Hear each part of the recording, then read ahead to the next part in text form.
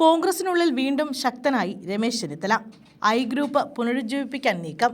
രമേശ് ചെന്നിത്തല കോൺഗ്രസിനുള്ളിൽ വീണ്ടും ശക്തനാകുന്നു.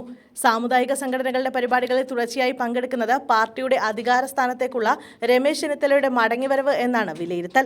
എന്നാൽ പരിപാടികളിൽ വീണ്ടും രമേശ് ചെന്നിത്തല സജീവമാകുന്നതിൽ പാർട്ടിക്കുള്ളിൽ തന്നെ മുറുമുറുപ്പ് ആരംഭിച്ചിട്ടുണ്ട്.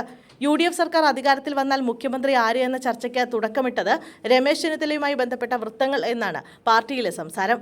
പാർട്ടി ഒറ്റയ്ക്ക് പിടിക്കാൻ ആരും ശ്രമിക്കേണ്ടതില്ല എന്ന് ഹൈക്കമാൻഡ് നേരത്തെ സംസ്ഥാന നേതൃത്വത്തിന് മുന്നറിയിപ്പ് നൽകിയിട്ടുണ്ട്. ഇന്ന് മുനമ്പം സമരവേദിയിലും രമേശ് ചെന്നിത്തല എത്തും. അതേസമയം കോൺഗ്രസ് ഐ ഗ്രൂപ്പ് പുനരുജ്ജീവിപ്പിക്കാനുള്ള നീക്കം ചെന്നിത്തല നടത്തുന്നുവെന്ന റിപ്പോർട്ടും പുറത്തുവരുന്നുണ്ട്. സജീവമല്ലാത്ത നേതാക്കളെ അടക്കം രംഗത്തിറക്കി ഗ്രൂപ്പ് ശക്തിപ്പെടുത്താനാണ് നീക്കം. ഗ്രൂപ്പ് നേതാക്കളുമായി രമേശ് ചെന്നിത്തല ആശയവിനിമയം ശക്തിപ്പെടുത്തി.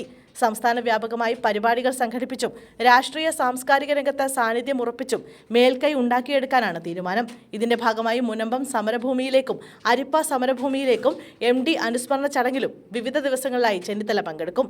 സാമുദായിക നേതൃത്വവുമായുള്ള ബന്ധം ശക്തിപ്പെടുത്താനുള്ള നീക്കവും നടക്കുന്നുണ്ട്. 11 വർഷത്തെ ഇടവേള അവസാനിപ്പിച്ചാണ് കഴിഞ്ഞ ദിവസം രമേശ് ചെന്നിത്തല NSS ആസ്ഥാനത്തെത്തിയത്. അതിനു മുമ്പ് SNDP ജനറൽ സെക്രട്ടറി വെള്ളാപ്പള്ളി നടേശന്റെ ഗുഡ് സർട്ടിഫിക്കറ്റും ലഭിച്ചിരുന്നു.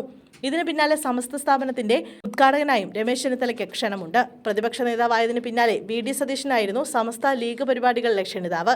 ഇതിനെ മറികടന്നാണ് സമസ്ത സ്ഥാപനത്തിന്റെ ഉദ്ഘാടകനായി ചെന്നിത്തല എത്തുന്നത്. മത സാമുദായിക സംഘടനകളെ ഏകോപിപ്പിക്കുന്നതിൽ മുന്നണിയും പാർട്ടിയും പരാജയപ്പെട്ടുവെന്ന വിലയിരുത്തൽ നിയമസഭാ തെരഞ്ഞെടുപ്പ് പരാജയത്തിന് പിന്നാലെ നടത്തിയിരുന്നു. മറ്റൊരു തെരഞ്ഞെടുപ്പ് പടിവാതിക്കൽ എത്തി നിൽക്കുമ്പോൾ അതിനെ മറികടക്കാനുള്ള നീക്കം കൂടിയാണ് രമേശ് ചെന്നിത്തലയുടെ നേതൃത്വത്തിൽ നടത്തുന്നത്.